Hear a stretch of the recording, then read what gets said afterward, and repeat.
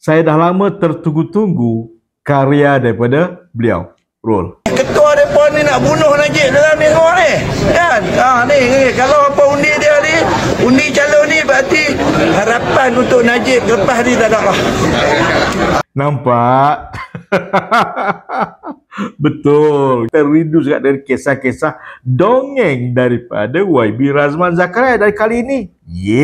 Keluarkan dengan cerita baru untuk merosakkan perpaduan dalam UMNO, untuk menimbulkan prasangka di kalangan orang UMNO, untuk menimbulkan sentimen di kalangan orang UMNO. Tapi YB Razman Zakaria dah silap langkah, sebab dalam UMNO, Masya Allah, tabarakallah, kekuatannya sangat utuh, perpaduannya sangat mantap, kepercayaannya Masya Allah, tabarakallah, hebat sekali di kalangan ahli-ahli UMNO kepada pucuk pimpinan. Nampak? Tapi betul kan bila YB Razman Zakaria tak cakap, dunia politik ni macam ada kekurangan dari segi tomahan, dari segi fitnah, dari segi cerita-cerita dongeng yang selalu disampaikan oleh YB Razman Zakaria. Nampak? Dan sebab itu dia muncul agaknya.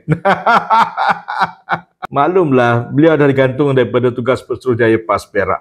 Beliau juga dah digantung 6 bulan daripada menghadiri sidang DUN kat Perak. So, kalau beliau tak buat cerita dongeng baru, kalau beliau tak buat fitnah baru, nanti namanya akan tenggelam. Orang tak kenal lagi dah siapa YB Razman Zakaria dalam PAS. Nampak? Dan saya sangat faham kenapa YB Razman Zakaria kena munculkan diri, menyebarkan kisah dongeng yang baru.